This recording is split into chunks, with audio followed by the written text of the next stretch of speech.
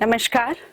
Uttarakhand science education research centre में आप सभी का स्वागत है। यूसर्क राज्य में प्रौद्योगिकी आधारित विज्ञान शिक्षा सुलभ करवाने हेतु कृत संकल्प है। आज के इस तकनीकी युग में शिक्षा पद्धति में सम्यक बदलाव की आवश्यकता को ध्यान में रखते हुए शिक्षा के सभी स्तरों तक आईसीटी के समावेश से और विशेषज्ञों के माध्यम से विकसित ई कंटेंट सुदूर छात्रों एवं अध्यापकों हेतु उपलब्ध करवाया जा रहा है। हमारा विश्वास है कि ई कंटेंट एक मूल्यवान संसाधन के रूप में आपके चिंतन कौशल एवं रचनात्मकता में वृद्धि करने में सहायक होगा। धन्यवाद।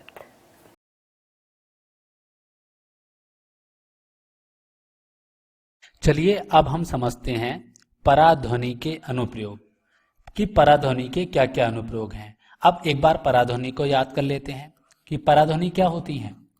वे ध्वनि जिनकी आवृत्ति 20,000 हर्ट्ज से अधिक होती है ना, यानी कि 20,000 हर्ट्ज से अधिक आवृत्ति वाली ध्वनि पराध्वनि कहलाती है।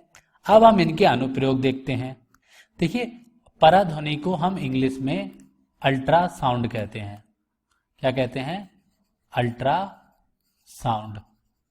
आपने अल्ट्रासाउंड का नाम तो बहुत जगह सुना होगा, जैसे कि अगर आपके पेट में कुछ गड़बड़ी है तो आप कहते हैं कि अल्ट्रासाउंड करा लो। आपके पेट में अगर पथरी हो जाती है तो आप कहते हैं अल्ट्रासाउंड करा लो।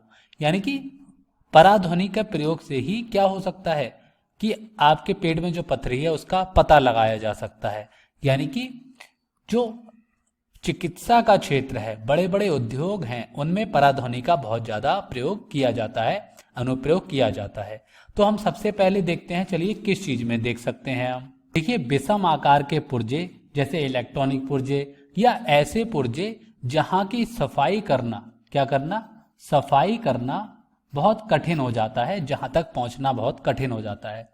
बड़ी बड़ी मशीनें हों, इनके अंदर पहुंचना बहुत कठिन हो जाता है, तो वहां की सफाई भी करना जरूरी होती है।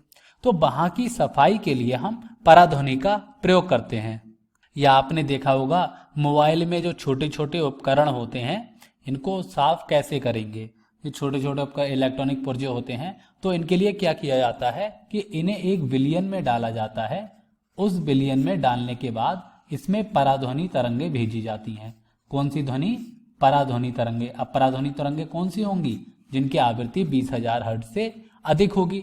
तो उन तरंगों को जब इस विलयन में डाला जाता है और उस विलयन में उस इलेक्ट्रॉनिक पुर्जे को डाला जाता है जिनको हमें साफ करना है, तो पराध्वनि तरंगे डालने के बाद उस विलयन के कारण और जो इलेक्ट्रॉनिक पुर्जे पर जो गंदगी होती है वह सारी की सारी साफ हो जाती है, दूर हट जाती है, जिससे कि उन इलेक्ट्रॉनिक पुर्जों के, जिनकी विषम आकार के इलेक्ट्रॉनिक पुर्जे हैं, छोटे छोटे हैं, जिनकी सफाई आसानी से नहीं कर सकते, उनकी सफाई में हम पराध्वनि का अनुप्रयोग देख सकते हैं। इनके अलावा हम बहुत जगह देख सकते हैं, जैसे कि चिकित्सा के क्षेत्र में, है ना।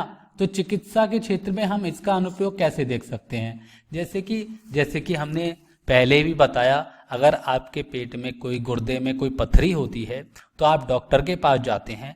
डॉक्टर आपके पेट पर कुछ लगाता है, तो वह उपकरण जो लगाता है, कुछ इस प्रकार का उपकरण वो हमारे पेट पर लगाता है, या जहां भी हमें पता लगाना होता है वहां लगा लेता है।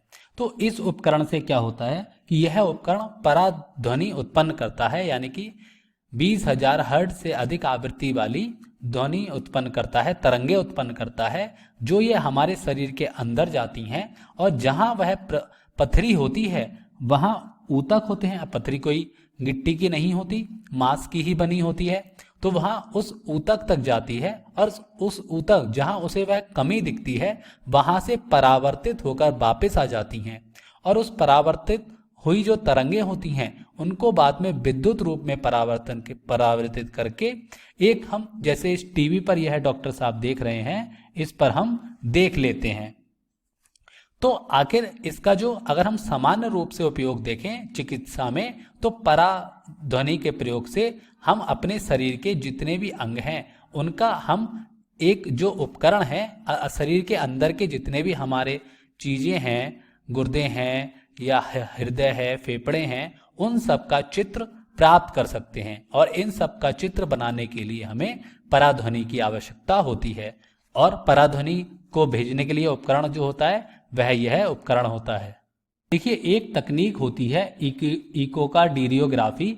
इस इकोकार्डियोग्राफी में क्या होता है कि इसमें हमारे हृदय का प्रतिबिंब हम बना सकते हैं। यानी कि हृदय जो हमारे शरीर के अंदर उपस्थित है उसका प्रतिबिंब कुछ इस प्रकार से हम इस टीवी पर बनाकर देख सकते हैं। तो इस तकनीक को हम इकोकार्डियोग्राफी कहते हैं। इकोकार्डियोग्राफी के अंतर्गत जो हमारे हृदय है उसका प्रतिबिंब हम पराध्वनि के माध्यम से आसानी से बना लेते हैं।